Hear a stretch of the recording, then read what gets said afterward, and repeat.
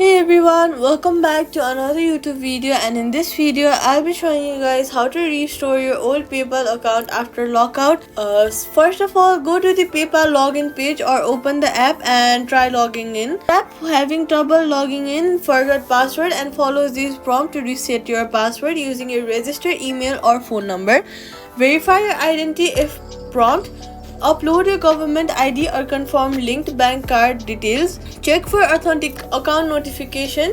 PayPal may send emails explaining why your account was locked and steps to unlock it.